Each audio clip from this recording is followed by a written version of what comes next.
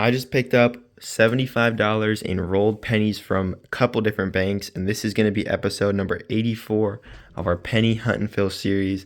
As you can see, the two boxes in the back here, these are both bank sealed boxes straight from, I think, Brinks. And then all these rolls up here are customer rolled or hand rolled coins. And on the end of this penny roll, I did notice there's a dime, so hopefully that means this isn't some rolls that a collector brought into the bank. If this is your first time watching the penny series, we look through coins like this from banks and we fill up albums over here, such as these wheat pennies right here. As you can see, there's a lot of holes that we still need to fill. So hopefully we can find some rare coins in these boxes. Anyways, I'm going to get started on the custom wrapped rolls. By the way, some things I am looking for are wheat cents. That's most what we're looking for. Of course, we can find dimes. Obviously, we already have one on the end of this roll. There's foreign coins, Indian head pennies, and then really anything else. There's errors, but you never really know. Anyways, let's get started. I went through that roll with the dime on the end first, and that's all that was in the roll, a 2014 dime. Well, surprisingly enough, our first find other than that dime is actually going to be a Canadian edition. As you can see, there's a little P mint mark down there. I think that means it's plated steel, and I've actually never found this because I actually don't find magnetic coins. This coin is magnetic. I don't find magnetic coins in the bank sealed rolls. They take them all out. But this is going to be a magnetic 2004 plated steel cent from Canada. And I've never found it. So that's going to be going in our Canadian book over here. Let's see what else we can get out of these custom wrapped rolls. We're probably like 15 or 20 rolls in. We haven't found any wheat cents. But we are going to have another foreign coin, not from Canada right here. This one is 1 cent, and there's starfish on this side. So looks like it's going to be from the Bahamas from 2015. Commonwealth of Bahamas is actually a very small coin. It's smaller than a penny. And I'm pretty sure they discontinued the Bahamian penny in 2020, but I'm not sure. Anyways, I'm assuming this one's also magnetic. Well, around 30 rolls in, we're going to get our first wheat penny, and it is a common 1944, but it is a find. I'm happy we got one in the box. 1944 Philadelphia. I'm just happy to see a wheat penny. Oh my God, guys.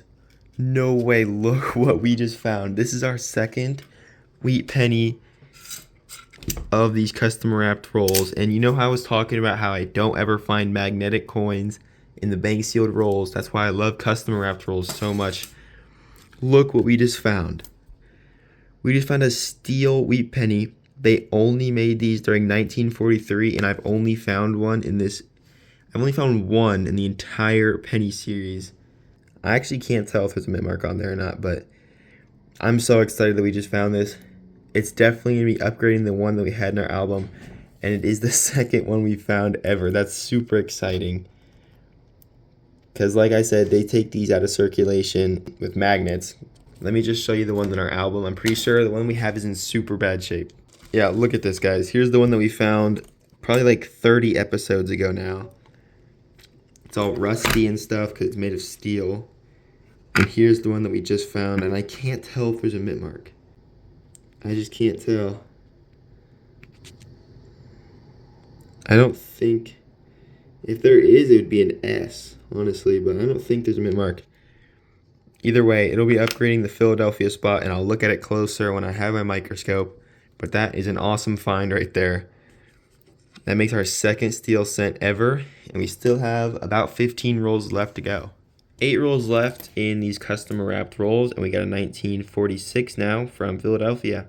In the very next roll, there's a reverse facing wheat penny, which is a 45. So now we have 43, 44, 45, and 46 all in a row. In the next roll, we had another dime. Looks like it was found metal detecting, and it's a 1970 Denver. The second half of these rolls are having a lot of finds.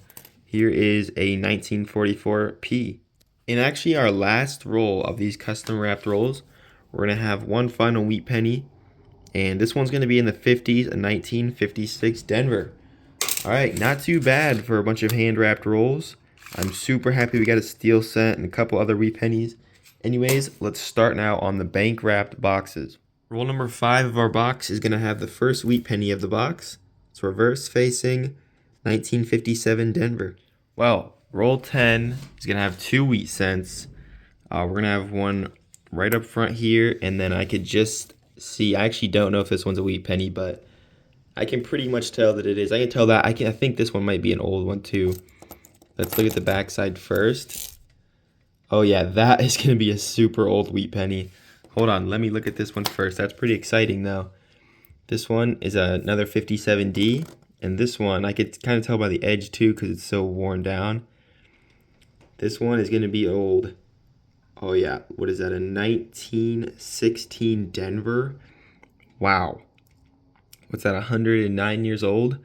1916 Denver. I'm pretty sure we have everything for 1916, but that is going to be, actually, maybe not. Teens with a mint mark is pretty rare. I'm pretty sure we have this, but I'll have to check the album at the end of the video. However, that is a very good find right there. I'll just roll number 10, 1916 Denver. Wow. Roll number 13, another wheat penny. This one, another 57D. Roll 16 now, and a 1945 Philadelphia. Roll number 22, and I've uncovered another wheat penny. Wow, this one's actually a 1944 San Francisco. Pretty sure that's our first San Francisco of the hunt, unless that steel cent one was, but it's a nice find. Almost halfway through the box, and we found another wheat cent, another 1945. And there's also Canadian right next to it from 74. Roll 33, and we found another wheat penny, a 1950 Denver. All right, I finished with all the rolls in box number 2. I'm really happy that we found that 1916 Denver and quite a few more wheat pennies. I'm really hoping in box 3 here we can get another old one, but I will film if I find anything. On just roll 1, we're going to have a wheat cent. Hopefully that is a good sign for the rest of the box to come. And this is a 56 Denver. On roll 3, there's another wheat cent, a 1941 Philadelphia. Roll 6 has another 1944 from Philadelphia. Roll 11 has a 1940 from Philadelphia. Roll 14 is going to have a wheat penny, another 1944. This is a pretty common year. Looks like it was dug up out of the ground. This is on roll 32. We have another wheat penny, 1946p. Roll 37, and we're going to have another wheat cent, just another 1946. And then also in the back of the roll, there is a dime. And we actually had another dime in this box. I didn't film it though. But this one is at 85. Roll 35, and this one could be older. It's a little bit worn. There's also a Canadian back here. I guess I'll show you that first. From, what is that, 1969? Oh, and this one actually is a 1944 again.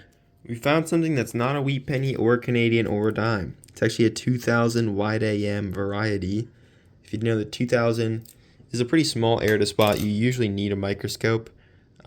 Usually on the 2000, the 99, and the 98, the A and the M are touching.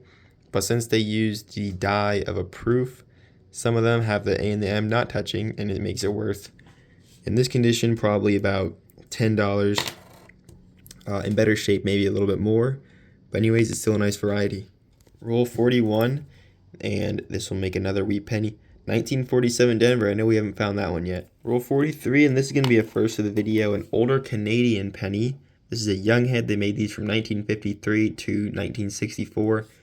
And in our last penny series episode, we actually found the 53, and that was an addition.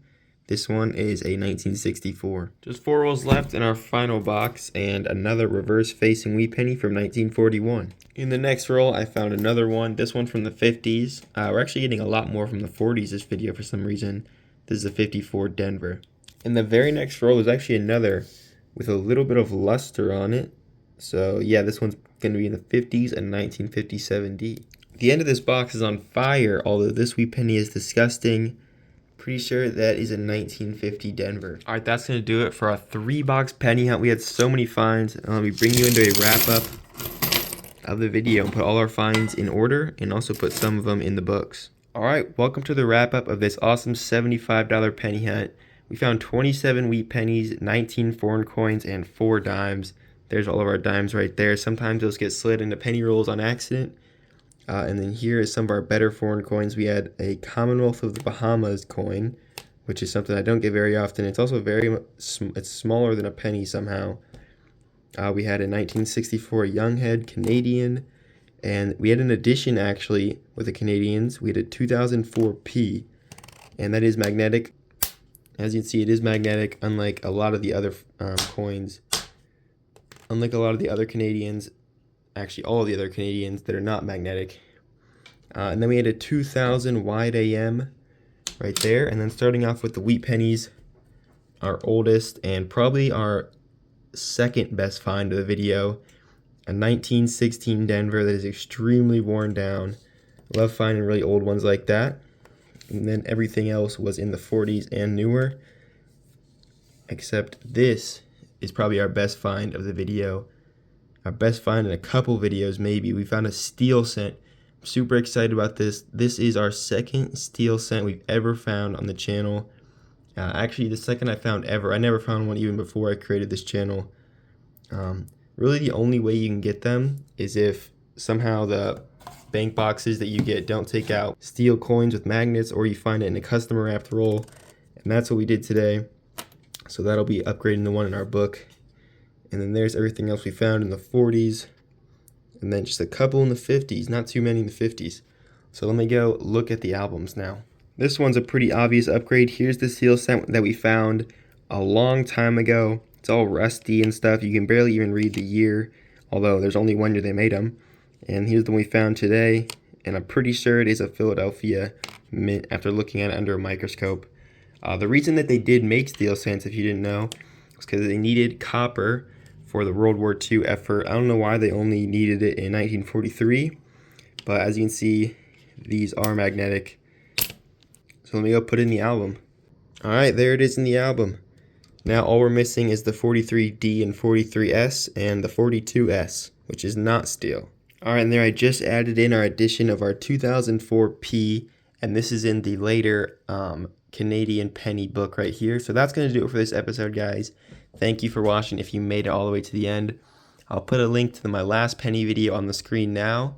But other than that, I will see you all on episode number 85. Hopefully we can continue our streak of getting editions.